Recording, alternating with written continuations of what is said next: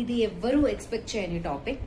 ఇంట్లో పెద్దవాళ్ళు సిగరెట్ కాలిస్తే పిల్లల లంగ్స్ మీద ఎఫెక్ట్ పడుతుందని అందరికీ తెలిసిందే. కానీ పిల్లల ఓరల్ హెల్త్, నోట్లో కూడా చాలా ప్రాబ్లమ్స్ ఫేస్ చేస్తారు. దాని గురించి ఈరోజు మాట్లాడుకుందాము.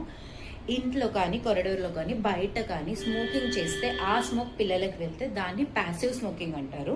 ఆ ప్యాసివ్ స్మోకింగ్ వల్ల పిల్లలలో ఎన్ని ప్రాబ్లమ్స్ వస్తాయో మాట్లాడుకుందాం. నెంబర్ 1, వాళ్ళ పుచ్చులు అనేవి పెరుగుతాయి. ఎందుకంటే ఆ స్మోక్ అనేది మనలో పుచ్చులు కలిగించే బ్యాక్టీరియాని పెంచుతుంది పిల్లల్లో.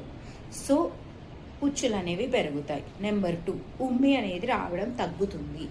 ఉమ్మి అనేది రావడం తగ్గడం వల్ల కూడా మనకు చిగుర్ల ఇన్ఫెక్షన్ అనేది జరుగుతుంది. నెంబర్ 3, పళ్ళు చిగుర్ల ఇన్ఫెక్షన్ వల్ల పన్ను తొందరగా పుచ్చిపోయి ఊడిపోవడం జరిగి దానివల్ల వాళ్ళకి తినడము, ఎదుగుదల ఇబ్బంది అవుతుంది. నెంబర్ 4, మన నోట్లో ఇమ్యూనిటీ ఉంటుంది కదా, మన సలైవాలో ఉమ్మిలో కూడా one of the most important immunity create చేసే ఇమ్యూనోగ్లోబులిన్స్ అని ఉంటాయి.